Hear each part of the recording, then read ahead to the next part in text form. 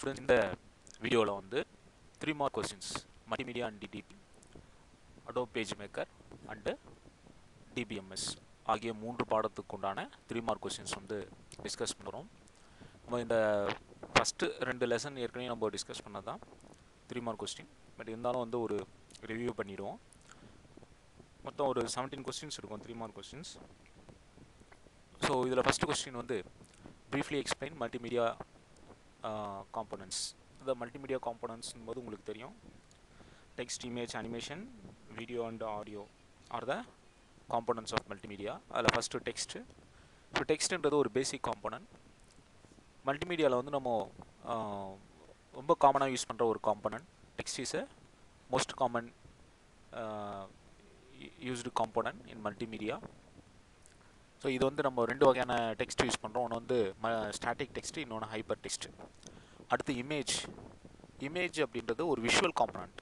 மல்டிமீடியாவில் நம்ம யூஸ் பண்ணுற ஒரு விஷுவல் காம்போனன்ட். விஷுவலாக வந்து ஒரு இன்ஃபர்மேஷன் வந்து நம்ம கொடுக்குறோம், கம்யூனிகேட் பண்ணுறோம். So image is a visual component.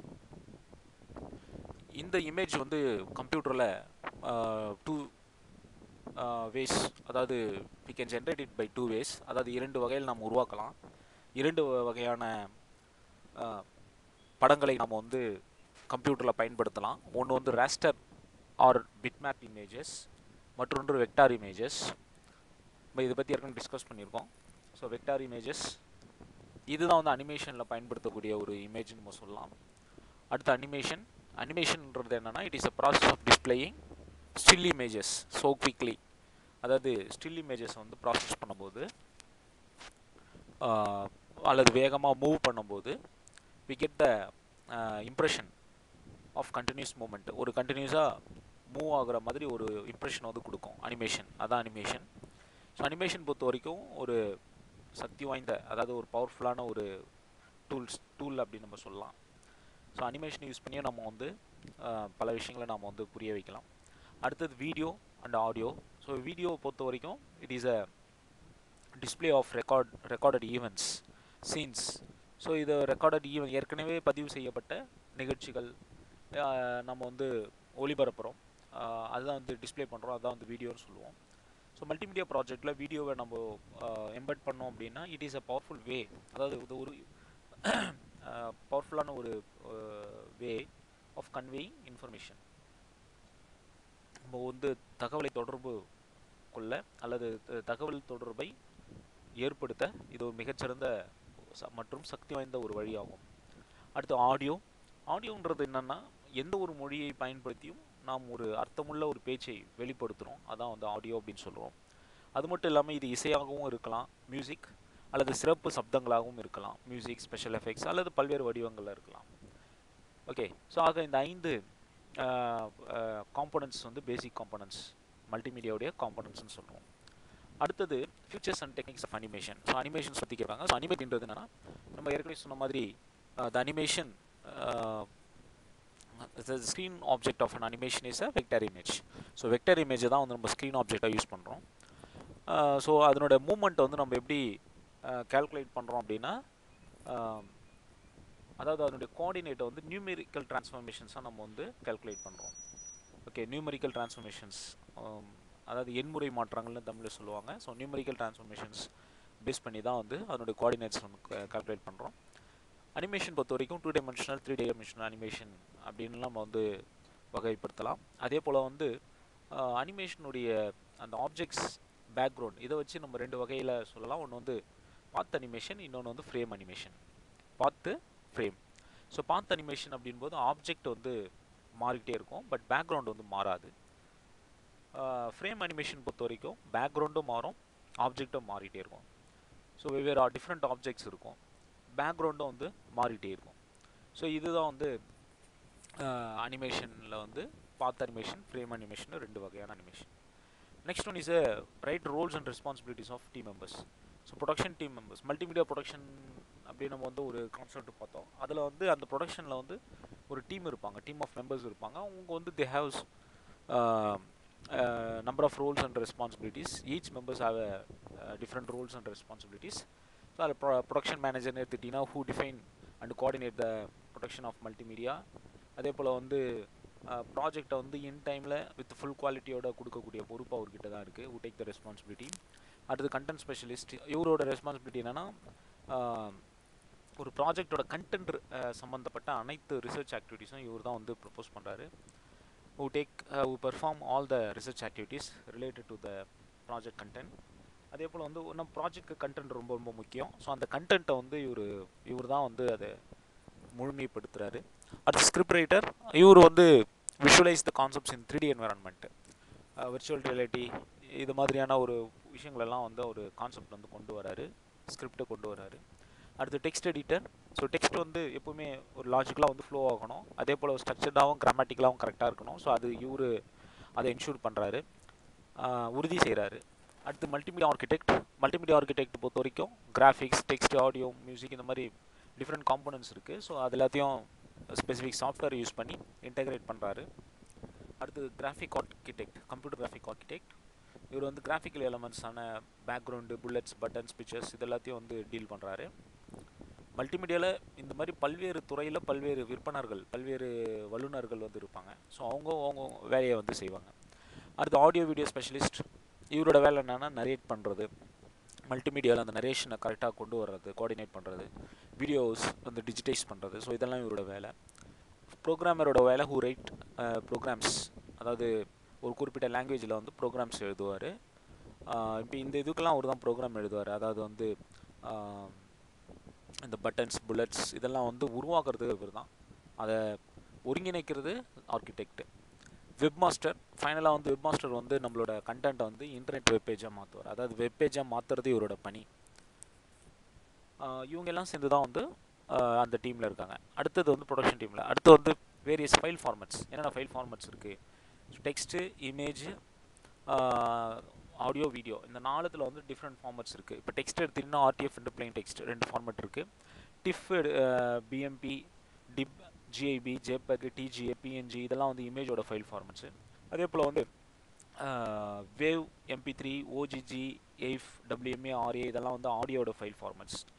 Video file formats வந்து 2 ஏவிஐ, எம்பெக். ஸோ இதை பற்றின ஒரு லைன் வந்து நான் உங்களுக்கு கொடுத்துருப்பேன். ஸோ அதை அப்படியே படித்து பார்த்துப்பேன். And explain animation industry and the scope. Animation industry பற்றி ஒரு அந்த அனிமேஷன் இண்டஸ்ட்ரி, அதனுடைய ஸ்கோப், அதனுடைய ஆப்பர்ச்சுனிட்டிஸ், எங்கெங்கெல்லாம் வந்து எந்தெந்த துறைகள்லாம் வந்து வேலைவாய்ப்புகள் இருக்கின்றன என்பதை பற்றிய விவரங்கள், பொதுவான ஒரு கேள்வி. ஸோ அதை இங்கே கொடுத்துருப்போம். ஸோ அதையும் படிச்சுப்பாங்க. So animation industry has wide and faster opportunities to grow. It includes 2D, 3D animations and visual effects. So இதனுடைய ஒர்க் ஆப்பர்ச்சுனிட்டிஸ்னு பார்த்தீங்க அப்படின்னா குவாலிட்டி அனிமேட்டர்ஸ், நிறைய அனிமேட்டர்ஸ் வந்து டிஃப்ரெண்ட் ஃபீல்டில் அவங்க இருக்காங்க. கிராஃபிக் டிசைனராக இருக்காங்க, multimedia developer, 3D modelers, layout artist, நிறைய ஃபீல்டில் அவங்க இருக்காங்க. நிறைய அதாவது அவங்களோட responsibilities, different roles and responsibilities இருக்குது. ஸோ இவங்களோட ஸ்கோப் அப்படின்னு எடுத்துக்கிட்டிங்கன்னா advertising, online and print news media, film and television, cartoon production, theatre production, video gaming, learning. So இந்த மாதிரி டிஃப்ரெண்ட் ஏரியாவில் வந்து இவங்க முக்கியமான பங்கு வகிக்கிறாங்க. ஸோ அடுத்து 2வது சாப்டர் வந்து Adobe page maker. Adobe page மேக்கரில் what is page maker? Page மேக்கர்னா என்ன, அதனோட யூசஸ் கொடுத்துருக்காங்க. அடோப் பேஜ் மேக்கர்ன்றது ஒரு பேஜ்லேயே ஒரு சாஃப்ட்வேர். இது எதுக்காக யூஸ் ஆகுதுன்னா டாக்குமெண்ட்ஸ் வந்து டிசைன் பண்ணுறதுக்கு, டாக்குமெண்ட்ஸில் இருக்கக்கூடிய பேஜஸை டிசைன் பண்ணுறதுக்கு, அதை பிரிண்ட் பண்ணுற மாதிரி மாற்றுறதுக்கு. ஸோ இதெல்லாமே வந்து அடோப் பேஜ் மேக்கரில் நம்ம செய்யலாம். இதுக்குண்டான டூல்ஸ் வந்து அந்த சாஃப்ட்வேரில் இருக்குது. ஸோ இந்த அடோப் பேஜ் மேக்கர் யூஸ் பண்ணி சிம்பிள் பிஸ்னஸ் கார்ட்லேருந்து ஒரு பெரிய புக் வரைக்கும் நம்ம வந்து கிரியேட் பண்ணலாம். ஸோ இதில் வந்து நம்ம டெக்ஸ்ட்டு, கிராஃபிக்ஸ் எங்கே வேணாலும் ப்ளேஸ் பண்ணிக்கலாம், பொசிஷன் பண்ணிக்கலாம், பக்கத்தில் மேலே கீழே அந்த மாதிரி எங்கே வேணாலும் ப்ளேஸ் பண்ணிக்கலாம். We can create also newsletter. ஒரு நியூஸ் லெட்டர் கூட நம்மளால் வந்து கிரியேட் பண்ண முடியும். ஆர்டிகல்ஸ், பிக்சர்ஸ் இதெல்லாம் வந்து நம்ம வைத்துக்கொண்டு ஒரு நியூஸ் லெட்டர் கூட நம்மளால் உருவாக்க முடியும். ஸோ அடோப் பேஜ் மேக்கர் பற்றி சொல்லணும் அப்படின்னா இதுதான். அடுத்தது mention 3 tools in page maker. Page மேக்கரில் ஒரு 3 டூல்ஸ், அதனுடைய கீபோர்ட் ஷார்ட்கட்ஸ் கேட்டிருக்காங்க. So pointer tool, rotating tool, line tool, அதனோட ஷார்ட்கட் கீ. பாயிண்டர் டூலோடது F9, ரொட்டேட்டிங் டூலோடது Shift+F2, லைன் டூலோடது Shift+F3. அடுத்து write the use of any tools in page maker along with symbols. புக்கில் வந்து நான் சிம்பிள்ஸ் இருக்கும், அதை நான் இங்கே கொடுக்கல, ட்ரா பண்ணல. பட் சிம்பிள்ஸ் வந்து புக்கில் இருக்கும், அதை பார்த்துக்கலாம். Text tool, rotating tool, line tool. இப்போ டெக்ஸ்ட் டூல் எதுக்கு யூஸ் ஆகுது? ஒன்னோட யூஸ் கொடுத்துருப்பேன். To type, select and edit the text. Rotating tool வந்து to select and rotate the objects. Line tools வந்து to draw straight lines in any direction. So இது அதனோட uses. Then how do you reach and splitted blocks?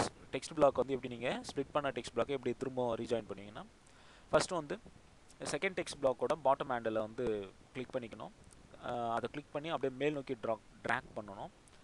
அதுக்கப்புறம் first text பிளாக்கோட bottom handle click பண்ணி கீழ் நோக்கி drag பண்ணணும். இப்போ ரெண்டுமே வந்து ஜாயிண்ட் ஆகிடும், சேர்ந்துடும்.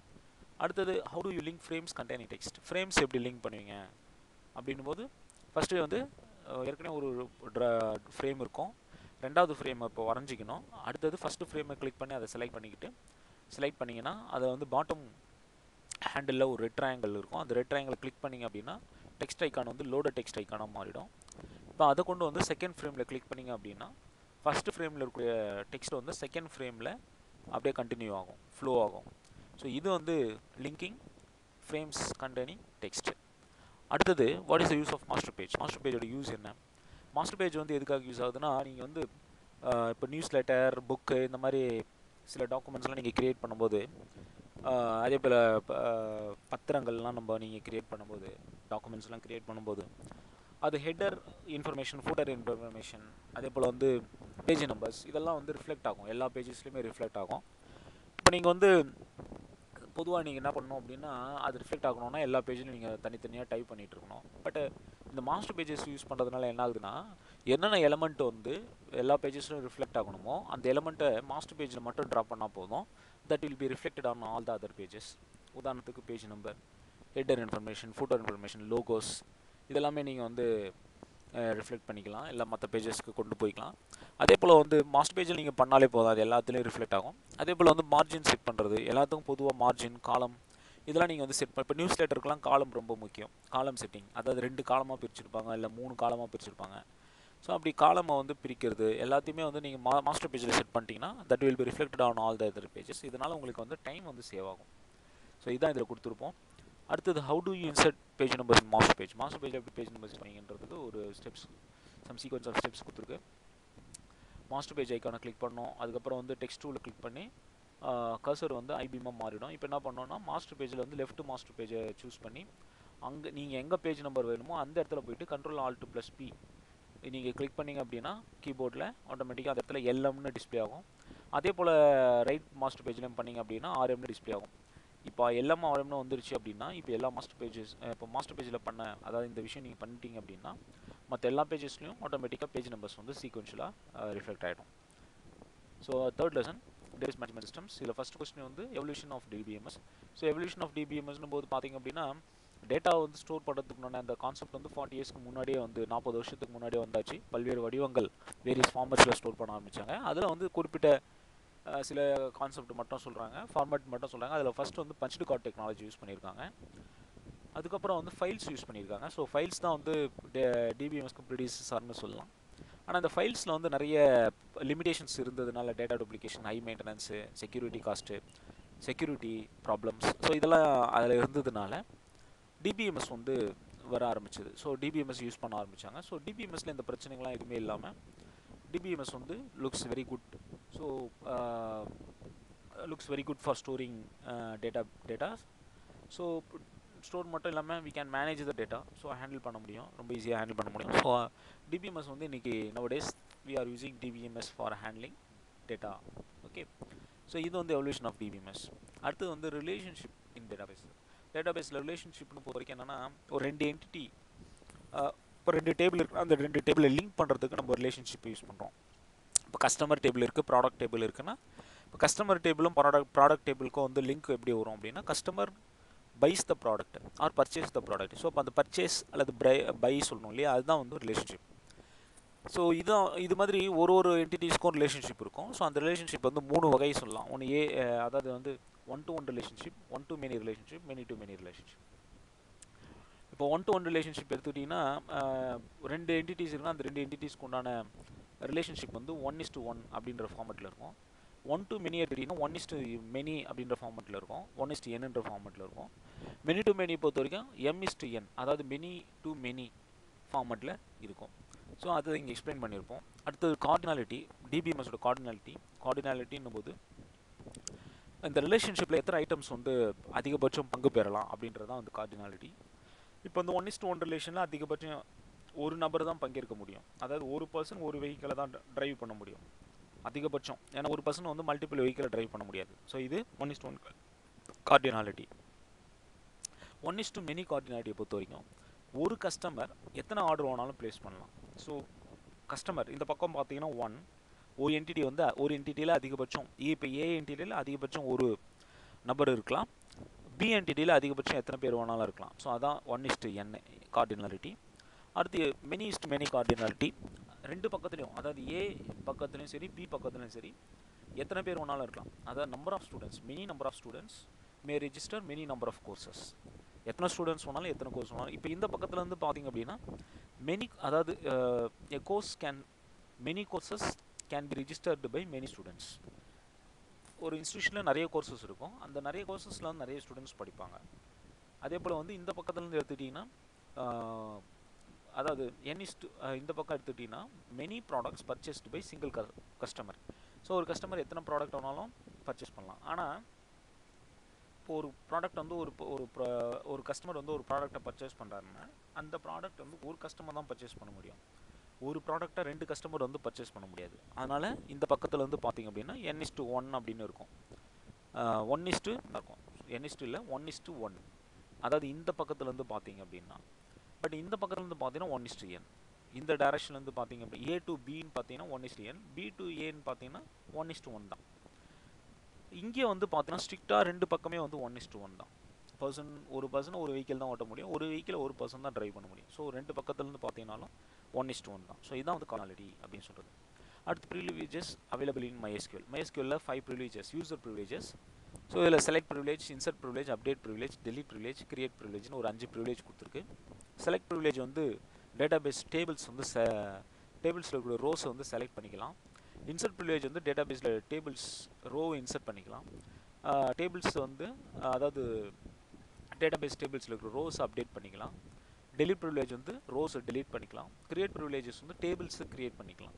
ஸோ இதெல்லாம் யூசருக்கு உண்டான ப்ரிவிலேஜ்.